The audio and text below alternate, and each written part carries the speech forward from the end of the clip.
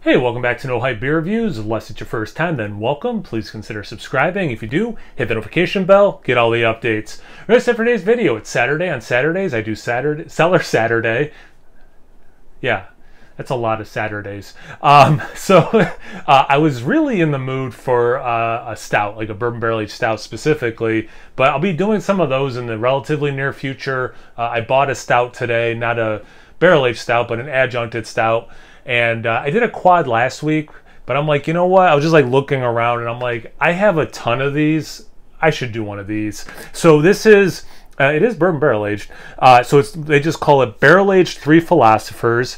It's bourbon barrel aged quadruple ale, 98% ale, 2% ale with cherries added. They use that Leafman's Creek. So this is from 2016. It's January 2016, and it does have 5 years as like Best Buy. So Best Buy 2021. I'm reviewing this July 2022. So what's that? 6.5 years later. Serve at 50 degrees. It's probably just under that. I didn't look up the alcohol, and I don't think it's on here.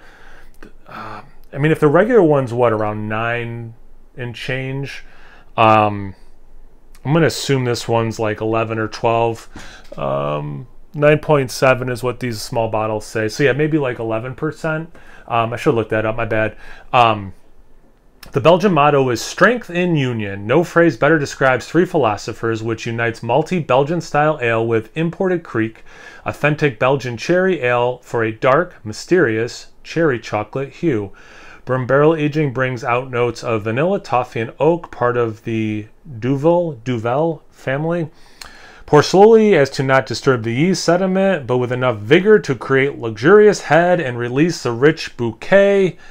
A little bit about their stuff. Let's see. Yeah, everything worth reading, I think I read, plus some. Proper glassware, so it's going to taste better. I just like I like those big chalice glasses for quads, but a smaller bottle, or sorry, smaller glass, I also kind of like for a bigger beer. So you see me using like I think is it 8 ounces? Like an 8 ounce teku, how do you pronounce it? Glass for a lot of my bigger beers, just because that helps me pace my beer drinking a little bit better.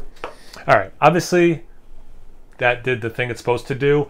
I should have looked up too. Last time I drank one of these and or reviewed one, my issue with this beer is I never get much of the bourbon. Not that it's, if I remember correctly, it's not like they weren't charging way more than the regular for this. My memory might be, I mean, it was many years ago. But I'm like, yeah, I mean, if you're going to have a bourbon barrel-aged one, I kind of wanted to have that bourbon a little bit more. They said, a year and a half ago was Best Buy. But looking at it, doesn't seem to have any sort of, I mean, it's got plenty of carbonation, plenty of head. Looks like it's supposed to. It's a deep brown in the middle with a lot of red and orange mixed in. The head is creamy. It's khaki. Actually, I think it's probably just spot on khaki. Beautiful looking beer. Let's get into the aroma.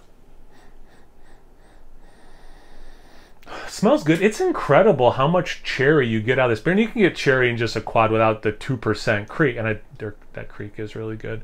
Is Ommegang still making that? Was it Rosetta? That was really good too. Or like, was that just their label, but someone else was making it maybe? Or someone else in the family of breweries was making it. It's not tart cherry, but it's so there. It's nice. I do get a little bit of vanilla and oak after I'm like talking about I didn't get much barreling, before when I had it. You get that brown bread, not rye, no, brown bread, like bran, more like bran. Sweet raisins, it's raisin bran specifically. It's like raisin. It smells like you opened up a box of Raisin Bran cereal. Some figs and dates playing around, which is nice. That like Belgian yeastiness, not quite bubblegummy, little fruity esters, really nice. A little bit of apple. Smells phenomenal. You know what? I'm kind of glad I started to, you know, I actually put it in the regular refrigerator this morning, and it's about, I don't know, 5:30 p.m. now, and took it out only like 15 minutes ago. So it's definitely cold because I'm excited to kind of keep drinking it through the evening as it warms up and see how it changes. But anyway, smells really good, looks really good. Let's see if it tastes really good. Cheers.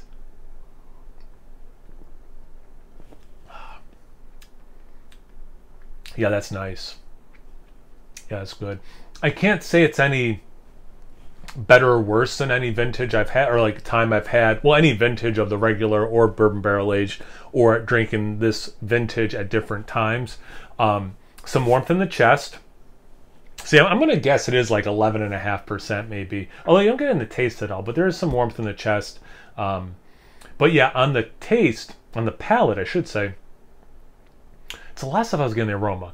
You get that brown bread thing, the dried fruits, the fig, the dates, the raisins. You get a little bit of molasses, which I did not pick up in the aroma. You get some of that cherry, actually, again, for like 2% added. So probably that 2% plus whatever the beer had, the quad style ale had also brought forward. You get a decent amount of that. I like the aroma though. There is a little bit of this vanilla and oak. To me, it's more oak aged than bourbon barrel aged. Like I don't get a lot of the bourbon, and I think oak aging a beer like this is great. And I also think, you know, bourbon barrel aging it is great. I'm still not getting a lot of bourbon specific out of it, but at least I get some barrel, which is nice. So like at least it's different than the regular that way.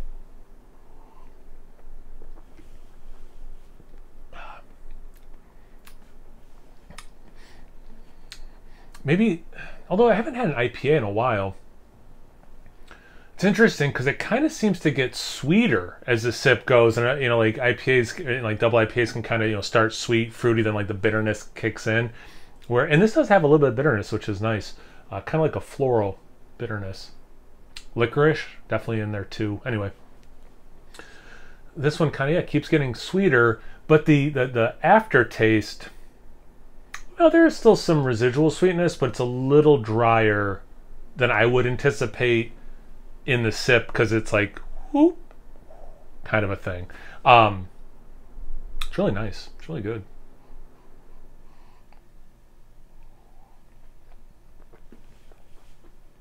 There's like some candied, like, just like the dark candied syrup, you know. Like you definitely get that.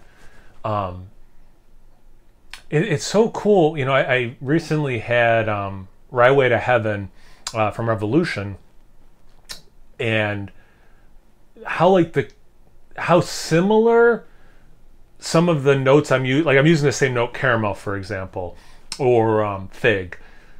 How there is similarity, and I don't think me saying it in both those reviews is wrong. But that one compared to this one, and how those things, again, like fig, I'll just stick with dates or whatever, it doesn't matter what, caramel. There are differences how it's expressing itself also, but it's still the same correct descriptor. Anyway, that's kind of just me bloviating.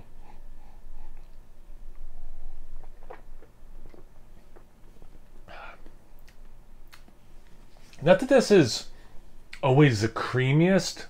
Like, I like a nice creamy quad. And I don't think Three Philosophers is always the creamiest one. This has some of it. You know, just to throw a critique at it, you know, a little bit more creaminess would be nice in the sip. But yeah, I mean, it's a beer. I love Three Philosophers. I mean, clearly I have all these bottles of Three Philosophers. I have a bunch of barrel-aged ones up there. Clearly, I love this. Ooh, some of that apple into pear, too. So yeah, it really does follow the nose in a lot of ways. Plus the licorice, plus the molasses. That'd be the faster way of saying all this. All right. I think that's everything. Have you had this beer before? Have you had the regular one before? Is this technically proper glassware, even though it's not the bourbon barrel-aged version of the glass? I don't know if they even made one of those. Since it's just regular Three Philosophers. I don't know. What are you drinking right now? Do you like quad-style ales? Have you had a nice quad lately? What do you think of tasting notes that use the same one, but they do express themselves differently in different styles or different beers? Anything, everything. comment section below. Let's get a conversation going. Once you're done doing that, make sure you check me out on Instagram and Untapped. It's no hype beer reviews at both of those places. So please like, comment, subscribe, and most importantly, imbibe. Cheers, everyone.